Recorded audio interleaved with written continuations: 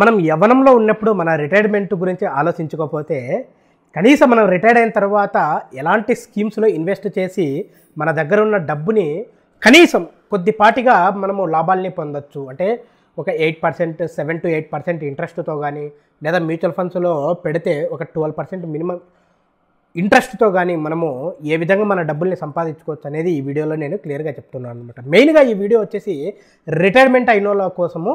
So ఎవరైతే retired అయింటారో వాళ్ళకు ఈ వీడియో చాలా చాలా యూజ్ అవుతుందన్నమాట. ఇక్కడ నేను టాప్ 7 స్కీమ్స్ డిస్కస్ చేస్తానన్నమాట. సో ఈ టాప్ 7లో మీరు ఏదైనా కానీ కొన్ని దానిలో ఇన్వెస్ట్ అయినా చేసుకోగలిగితే మీ retirement rest of the life అనేది చాలా బెనిఫిట్గా ఉంటుంది. అదేవిధంగా ఎవరైతే రిటైర్మెంట్కి దగ్గరలో ఉండేవాళ్ళు కూడా ఒక ప్లాన్ చేసుకోవాలంటే ఇది యూజ్ అవుతుందన్నమాట. అలాగే ఈ యూత్ ఎవరైతే యవనంలో ఉన్నప్పుడు సో మనం మ్యూచువల్ ఫండ్స్తో పాటు ఫ్యూచర్లో ఏ విధమైన పెట్టుబడులు పెడితే మన రిటైర్మెంట్ హ్యాపీగా ఉంటుందో ప్రతి ఒక్కరికి హెల్ప్ అయ్యే వీడియో అనమాట. కాబట్టి మీరు ఎక్కడ స్కిప్ అవ్వకుండా చూడండి. నేను టాప్ 7 స్కీమ్స్ డిస్కస్ చేస్తున్నాను. అది వచ్చేసి మనకి మ్యూచువల్ ఫండ్స్కి సంబంధించి, గవర్నమెంట్ స్కీమ్స్కి సంబంధించి, తర్వాత కొన్ని ప్రైవేట్ స్కీమ్స్కి సంబంధించి డిస్కస్ చేస్తాను అనమాట. కాబట్టి ఎక్కడ స్కిప్ అవ్వకుండా చూడండి. Let's go for the video friends. So మీరు నా స్క్రీన్ చూస్తూ ఉంటారో, సో మనం ఇక్కడ వచ్చేసి సీనియర్ సిటిజన్కి సంబంధించి స్కీమ్స్ని డిస్కస్ చేస్తాం అనమాట. ఆ స్కీమ్స్లో రేట్ ఆఫ్ ఇంట్రెస్ట్ ఎంత, మనం మినిమం అమౌంట్ ఎంత పెట్టుకోవచ్చు, బెనిఫిట్స్ ఏమి ఉంటాయి, ఇవన్నీ మనము క్లియర్గా డిస్కస్ చేస్తాం అనమాట. కాబట్టి మీరు ఈ 7 స్కీమ్స్లో మీరు మ్యాక్సిమం ఇన్వెస్ట్ చేయడానికి చూడండి. చేస్తే మీకు మంచి ప్రాఫిట్స్ అనేవి ఉంటాయి అన్నమాట.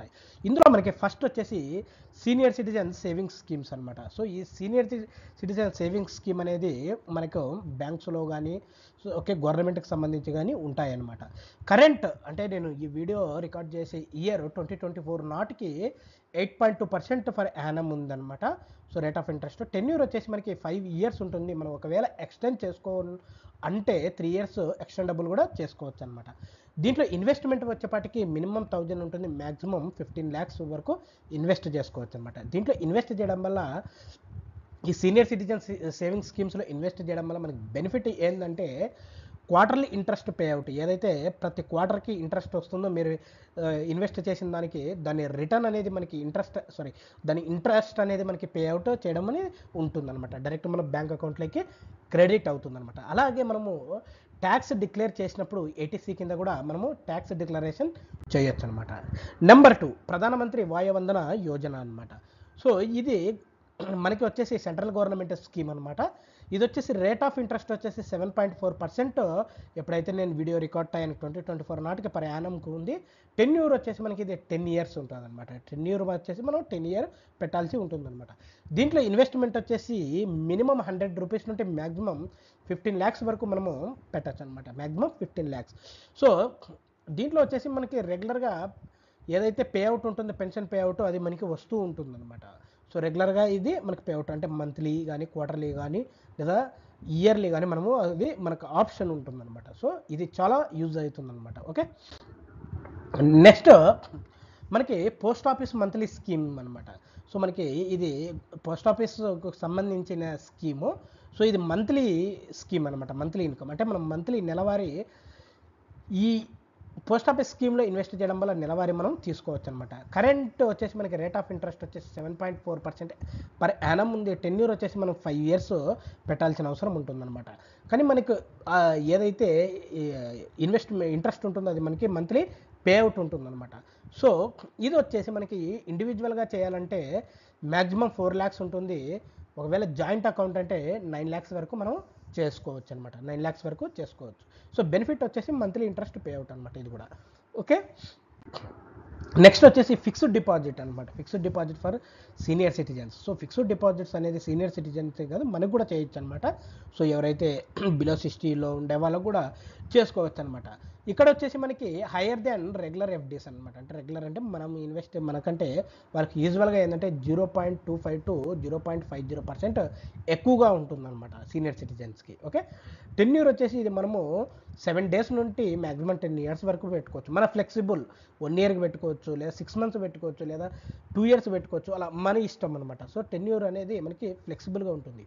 తర్వాత బెనిఫిట్కి వచ్చేప్పటికి ఇది గ్యారంటీ రిటర్న్ అనమాట. ఏదైతే నీకు rate of interest, for example నేను ఎస్బీఐలో చేస్తున్నాను అనమాట. ఈ ఎస్బీఐలో చేసినప్పుడు నాకు రేట్ ఆఫ్ ఇంట్రెస్ట్ వచ్చేసి 7.4 ఉందనుకున్నాం ఎగ్జాంపుల్.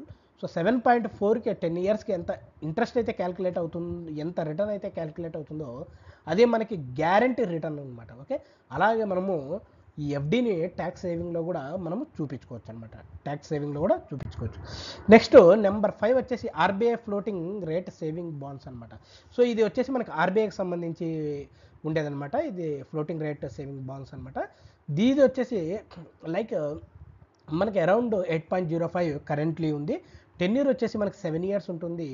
ఇన్వెస్ట్మెంట్ వచ్చేసి దీనికి మ్యాక్సిమం లిమిట్ ఏమి ఉండదు, ఎంతైనా ఇన్వెస్ట్ చేసుకోవచ్చు అనమాట. బెనిఫిట్స్ వచ్చేసి ఆఫర్లీ, so every half year interest pay out అనేది ఉంటుందన్నమాట దీంట్లో. Okay, next national savings scheme అనమాట, ఎన్ఎస్సి. సో ఈ నేషనల్ సేవింగ్ స్కీమ్కి వచ్చేసి కరెంట్ రేట్ ఆఫ్ ఇంట్రెస్ట్ 7.7% ఉంది. టెన్యూర్ వచ్చేసి మనకి 5 ఇయర్స్ ఉంది. సో ఇదే విధంగా మనకి దీంట్లో minimum amount maximum amount limit అయితే ఏమి ఉండదు, ఎంతైనా ఇన్వెస్ట్ చేసుకోవచ్చు. తర్వాత బెనిఫిట్స్కి వచ్చేపాటి safe investment as per, so ఎందుకంటే ఇది మనకి సెంట్రల్ గవర్నమెంట్కి సంబంధించింది కాబట్టి మనకి సేఫ్ ఇన్వెస్ట్మెంట్ అనేది ఉంటుంది. అలాగే ట్యాక్స్ డిడక్షన్ వచ్చేసి మనకి 80C కింద ట్యాక్స్ డిడక్షన్ అనేది కూడా మనం డిక్లేర్ చేసుకోవచ్చు అనమాట, ఎన్ఎస్సి. సో ఈ ఎన్ఎస్సి రేట్స్ ఏదైతే ఉంటుందో సేమ్ కూడా మనకి ఆర్బీఐ ఫ్లోటింగ్ రేట్స్ కూడా అప్లై అవుతుంటుంది అనమాట. నెక్స్ట్ లాస్ట్ మ్యూచువల్ ఫండ్స్లో మనము బేసిక్గా మనకి చాలా మ్యూచువల్ ఫండ్స్ ఉంటాయి. ఈక్విటీ ఉంటుంది, డెట్ ఉంటుంది, తర్వాత హైబ్రిడ్స్ ఉంటాయి, ఇండెక్స్ ఉంటాయి, అన్నీ ఉంటాయి. కానీ నేను ఇక్కడ సీనియర్ సిటిజన్కి మాట్లాడేపాటికి నేను చెప్పేది వచ్చేసి మీకు డెట్ లేదా హైబ్రిడ్ గురించే నేను మాట్లాడడం అనేది జరుపుతున్నాను అనమాట. సో ఎందుకు అంటే ఇవి రిస్క్ తక్కువగా ఉంటాయి కాబట్టి సో ఈ మ్యూచువల్ ఫండ్స్, సో మనం మినిమం 8% నుండి దీంట్లో ఎక్స్పెక్ట్ చేసుకోవచ్చు అనమాట. మినిమం 8% రేట్ ఆఫ్ ఇంట్రెస్ట్ మనము ఎక్స్పెక్ట్ చేసుకోవచ్చు అనమాట. సో ఇక్కడ చూడండి ఒకసారి పాయింట్ని క్లియర్గా, benefit higher returns potential compare to traditional savings అనమాట. ఏదైతే మనము ఇందాక డిస్కస్ చేసాము అన్ని గవర్నమెంట్కి సంబంధించి ఆ స్కీమ్స్ కంటే సో హైయర్ రిటర్న్స్ అనేది ఉంటాయి, మినిమల్ రిస్క్ అనేది కంపల్సరీగా ఉంటుందన్నమాట. ఫ్లెక్సిబుల్కి వచ్చేపట్టి ఫ్లెక్సిబుల్ అనమాట, నువ్వు ఎప్పుడైనా మనం విత్డ్రా చేసుకోవచ్చు అనమాట. సో చూసారు కదా ఫ్రెండ్స్, సో ఇవి మనకి టాప్ 7 ఇన్వెస్ట్మెంట్. సో ఇక్కడ మీరు సీనియర్స్ ఎవరైతే ఉన్నారో మీరు ఒక్కసారి దీనిపైన లుక్ వేస్తే మీకు మంచి ఐడియా అనేది వస్తుంది, మంచి ప్రాఫిట్స్ కూడా వస్తాయి. సో రిటైర్మెంట్ తర్వాత లైఫ్ని కొద్దిగా లీడ్ చేయాలంటే ఇన్వెస్ట్మెంట్ అనేది ఎంతనే ఇంట్రెస్ట్ ఉండి ఇన్వెస్ట్మెంట్ అనేది కంపల్సరీ ఉంటుందన్నమాట. సో ఇలాంటి అప్డేట్స్ కోసం ఖచ్చితంగా మీరు మన ఛానల్ని సబ్స్క్రైబ్ చేసి సపోర్ట్ చేయాలి. మన ఛానల్లో వీడియోస్ని ఒక్కసారి మీరు రివైజ్ చేయండి, మీకు అర్థమవుతుంది అనమాట. Thank you friends, thank you all.